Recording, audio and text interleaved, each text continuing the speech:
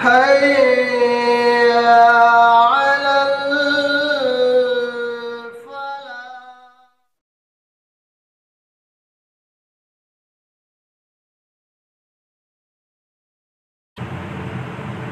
الحمد لله رب العالمين والصلاة والسلام على رسوله الكريم ما بعد أعوذ بالله من الشيطان اللعين الرجيم من همزه ونفثه ونفخه بسم الله الرحمن الرحيم إن تبدوا الصدقات فنعما هي وإن تخفوها وتؤتوها الفقراء فهو خير لكم ويكفر عنكم من سيئاتكم والله بما تعملون خبير ليس عليك هداهم ولكن الله يهدي من يشاء وما تنفقوا من خير فلأنفسكم وما تنفقون إلا ابتغاء وجه الله وما تنفقوا من خير يوفى إليكم وأنتم لا تظلمون. پچھلی آیتوں میں اللہ رب العالمین نے صدقات اور خیرات اور اللہ کے راستے میں اپنے مال کو خرچ کرنے کے تعلق سے مختلف باتیں بیان فرمائیں. اسی کا تذکرہ اللہ رب العالمین نے ان آیتوں کے اندر بھی بیان فرمایا اور کہا کہ ان تبدوا الصدقات فإنما هي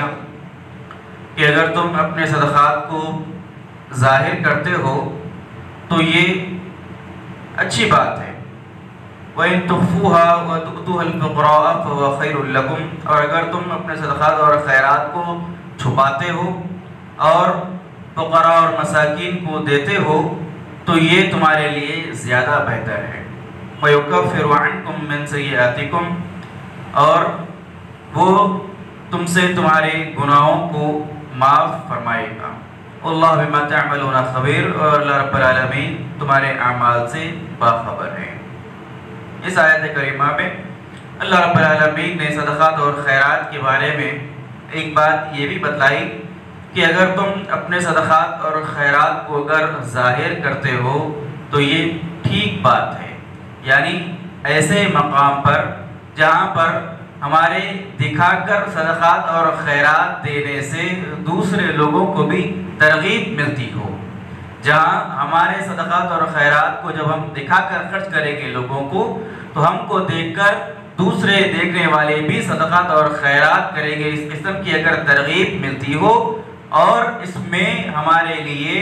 دکھلاوے کا اور ریاکاری کا ڈر اور خوف اندیشہ نہ ہو تو ایسے موقع پر دکھلا کر لوگوں کو بتلا کر ظاہری طور پر صدقات اور خیرات دیا جا سکتا ہے. اور اللہ رب العالمین نے آگے فرمایا کہ اگر تم اپنے صدقات اور خیرات کو چھپا کر دیتے ہو, چھپا کر لوگوں کی نگاہوں سے بچ کر اکیلے میں تنہائی میں اللہ کے راستے میں خرچ کرتے ہو تو یہ چیز تمہارے لیے زیادہ بہتر ہے اور اللہ رب العالمین تمہارے ہر قسم کے اعمال سے باخبر ہے. حدیث کریمہ میں بھی اللہ کے رسول صلی اللہ علیہ وسلم نے فضیلت بتلائی ہے جو آدمی چھپا کر مخفی طور پر لوگوں کی نظروں سے بچ کر اکیلے میں تنہائی میں اللہ کے راستے میں خرچ کرتا ہے اس کی بڑی عظمت اور فضیلت اللہ کے رسول صلی اللہ علیہ وسلم نے بیان فرمائی. آپ نے کہا کہ قیامت کے روز ایسے موقع پر جبکہ کوئی سایہ انسانوں کے لیے نہیں ہوگا سوائے اللہ رب العالمین کے سائے کے, ایسے موقع پر 7 خوش نصیب لوگوں کو اللہ تعالیٰ اپنے سائے کے نیچے جگہ دے گا. اس میں سے ایک خوش نصیب یہ بھی ہے کہ جو اللہ کے راستے میں خرچ کرتا ہے, صدقہ اور خیرات دیتا ہے اور اتنی خاموشی کے ساتھ اللہ کے راستے میں صدقہ اور خیرات کرتا ہے. آپ نے فرمایا کہ جو اس کے سیدھے ہاتھ نے صدقہ خیرات کیا اس کے الٹے ہاتھ کو بھی اس بات کی خبر نہ ہو. یعنی اتنی مخفی طور پر, اتنے چھپا کر اللہ کے راستے میں جو آدمی صدقہ کرتا ہے, خیرات کرتا ہے, اپنے مال کو خرچ کرتا ہے,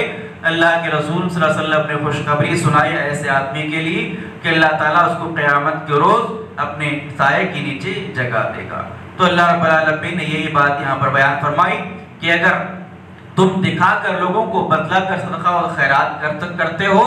اور اس سے مقصود یہ ہے کہ لوگ بھی ترغیب حاصل کریں تو یہ کام کیا جا سکتا ہے. لیکن اگر کوئی شخص صدقات اور خیرات کو چھپا کر دیتا ہے تو یہ اس کے لیے زیادہ بہتر ہے۔ اور عام طور پر ہم کو اپنے صدقات اور خیرات کو لوگوں کی نگاہوں سے چھپا کر ہی دینا چاہیے۔ پھر اللہ نے آگے فرمایا کہ لیس علیکم ھداھم ولکن اللہ یہدی من یشاء، کہ تم پر ان لوگوں کی ہدایت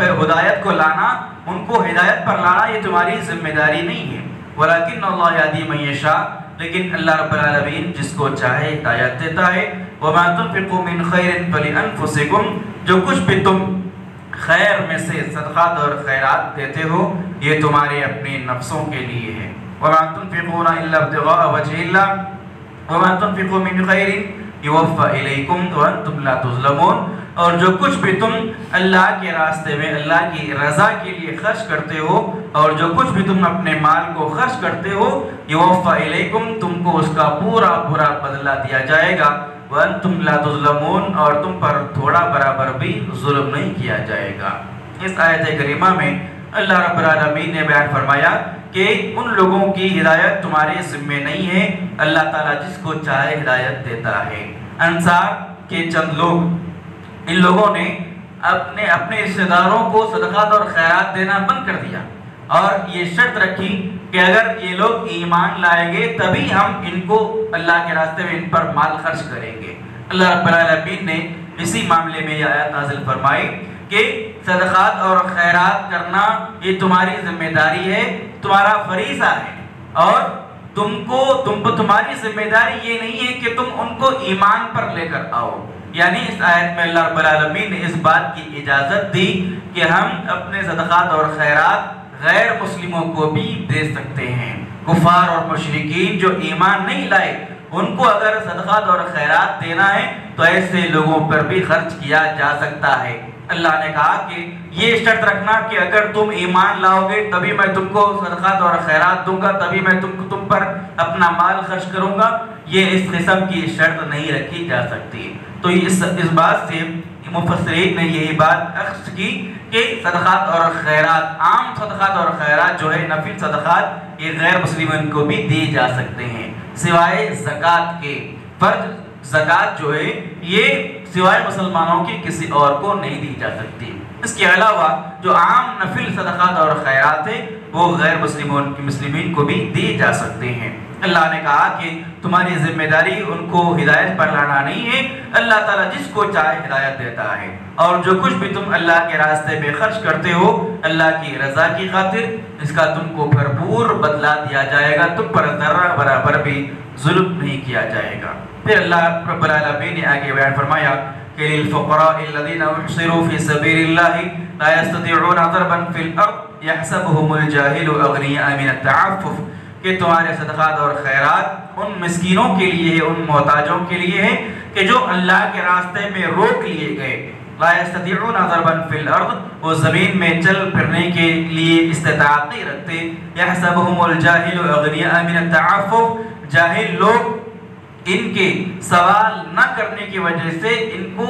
مالدار سمجھتے ہیں۔ تعرفهم بسیماہم، تم ان کو ان کے چہروں سے پہچان لوگے۔ لا يسألون الناس الحافا، وہ لوگوں سے چمٹ کر سوال نہیں کرتے۔ وما تنفقوا من خیر فإن اللہ به علیم، اور جو کچھ بھی تم خیر میں سے صدقات اور خیرات دیتے ہو اللہ رب العالمین یقیناً اس کو جاننے والا ہے۔ اس آیت کریمہ میں اللہ رب العالمین نے ایمان والوں سے یہ بیان کیا کہ تمہارے صدقات اور خیرات کے زیادہ مستحق کون ہیں۔ اللہ رب العالمین نے کہا کہ تمہارے صدقات اور خیرات کے زیادہ مستحق وہ لوگ ہیں کہ جو اللہ کے راستے میں روک لیے گئے، یعنی وہ مہاجرین، ایسے لوگ جو اللہ کے راستے میں ہجرت کرتے ہوں،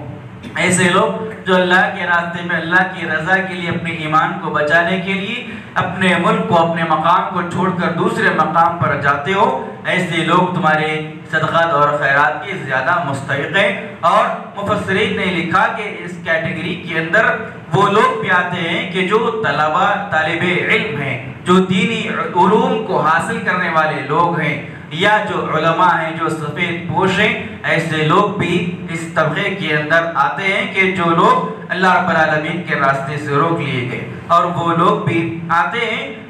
زیادہ صدقات اور خیرات کے مستحق ہیں کہ جو اپنے ایمان کی وجہ سے لوگوں کے سامنے ہاتھ نہیں پھیلاتے، یا جو لوگ اپنے نفس کی عزت کی خاطر لوگوں کے سامنے ہاتھ نہیں پھیلاتے، اللہ رب العالمین نے کہا کہ ایسے لوگ تمہارے صدقات اور خیرات کے زیادہ مستحق ہیں۔ یعنی وہ لوگ جو اپنے نفس کی خاطر، اپنے نفس کی عزت کی خاطر یا اپنے ایمان کی خاطر لوگوں کے سامنے اپنی ضرورت کا اظہار نہیں کرتے، لوگوں کے سامنے مانگتے نہیں، لوگوں کے سامنے بیان نہیں کرتے کہ مجھ کو فلاں چیز کی ضرورت ہے، اللہ رب العالمین نے کہا کہ ایسے لوگ تمہاری صدقات اور خیرات کے زیادہ مستحق ہیں کہ تم ایسے لوگوں کو تلاش کرو اور ان تک اپنے صدقات اور خیرات کو پہنچایا کرو۔ اللہ رب العالمین نے کہا کہ تم ان کے چہروں سے ان کی ضرورت کو پڑھ لو گے، لا يسأل الناس الحافا، یہ لوگوں سے چمٹ کر اپنی سوال، اپنی ضرورت کا سوال ان سے نہیں کرتے۔ وَمَا تُنْفِقُوا مِنْ خَيْرٍ فَإِنَّ اللَّهَ بِهِ عَلِيمٌ، جو کچھ بھی تم صدقات اور خیرات کرتے ہو یقیناً اللہ رب العالمین ان کو جانتا ہے۔ اللہ رب العالمین نے اس آیت کریمہ کے اندر ایمان والوں کی یہ صفت بتائی کہ ایمان والے اپنی ضرورت کی چیزیں لوگوں سے نہیں مانگتے، اپنی ضروریات کو لوگوں کے سامنے نہیں رکھتے اور بات بات پر لوگوں کے سامنے ہاتھ نہیں پھیلاتے۔ یہ ایمان والے کی خاصیت، یہ ایمان والے کی خصوصیت ہے۔ اس سے یہ بات بھی معلوم ہوئی کہ اور حدیث کے اندر بھی اس بات کی بڑی مذمت بیان کی گئی کہ جو لوگ اپنی ضرورت کی خاطر، ایک کھجور یا دو کھجور کی خاطر، ایک لقمہ یا دو لقمے کی خاطر لوگوں کے سامنے ہاتھ پھیلاتے ہیں، مانگتے ہیں، اللہ رب العالمین نے کہا، اللہ کے رسول صلی اللہ علیہ وسلم نے ایسے لوگوں کی مذمت بیان کی اور ایسے لوگوں کی بھی حدیث کے اندر مذمت بیان کی گئی ہے، ان کے لیے وعید ہے کہ جو مانگنے کو، بھیک مانگنے کو اپنا پیشہ بنا لیتے ہیں، اپنی زندگی کا معمول بناتے ہیں۔ اللہ کے نبی صلی اللہ علیہ وسلم نے بیان فرمایا کہ جو آدمی اپنی ضرورتوں کو ہمیشہ لوگوں کے سامنے رکھتا ہے، مانگنے کی عادت ڈالتا ہے، قیامت کے دن اللہ رب العالمین ایسے لوگوں کو حشر کے میدان میں بلائے گا اور ان کے چہروں پر زخم ہوں گے۔ اور بخاری اور مسلم کی روایت کے اندر یہ بات بھی ہے کہ جو لوگ ہمیشہ اللہ رب العالمین کو چھوڑ کر لوگوں کے سامنے اپنی ضرورتوں کے لیے ہاتھ پھیلاتے ہیں، ہمیشہ مانگتے ہیں اور بھیک مانگنے کو اپنا پیشہ بناتے ہیں، کل قیامت کے روز اللہ رب العالمین ان کو لائے گا اور ان کے چہروں سے جو ان کے چہروں کا گوشت ہے وہ گوشت ان کے چہروں سے ختم ہو جائے گا۔ تو یہ صدقات اور خیرات کو دینے کی عظمت اور فضیلت بیان کرنے کے ساتھ ساتھ اللہ رب العالمین نے ایمان والوں کو اس بات کی تعلیم دی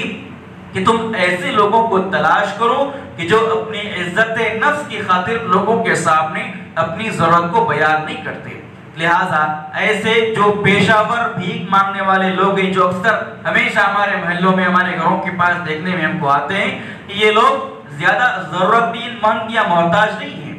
یہ زیادہ ضرورت میں یا محتاج نہیں رہتے، ان کا یہ خاندانی پیشہ ہوتا ہے بھیک مانگنا، اور اس کے لحاظ سے یہ لوگ بہت زیادہ مستحق نہیں ہوتے بلکہ بہت زیادہ اچھے خاصے کھاتے پیتے گھرانے کے لوگ ہوتے ہیں، ان کے اپنے ذاتی گھر ہوتے ہیں، ان کے اپنے ذاتی پلاٹس ہوتے ہیں، لیکن ان کی زندگی کا مقصد، ان کی زندگی کا پیشہ ہی بھیک مانگ کر کھانا ہوتا ہے۔ تو ایسے جو پیشہ ور بھیک مانگ کر کھانے والے لوگ ہیں، ان کو اپنے صدقات اور خیرات دینے سے زیادہ بہتر یہ ہے کہ ہم ایسے لوگوں کو اپنے معاشرے کے اندر تلاش کریں کہ جو واقعی معنی میں ضرورت مند ہیں، جو واقعی معنی میں مستحق ہیں، جو واقعی معنی میں مسکین اور فقیر ہیں اور واقعی معنی میں جو محتاج ہیں، لیکن وہ اپنی محتاجی کو، اپنی مسکینی کو کبھی لوگوں کے سامنے اپنی زبان سے ظاہر نہیں کرتے، بیان نہیں کرتے، بلکہ اپنی عزت نفس کی خاطر اس کو چھپاتے ہیں۔ اللہ رب العالمین نے کہا کہ ایسے لوگوں کو تلاش کر کے ان تک اپنے صدقات اور خیرات کو پہنچانا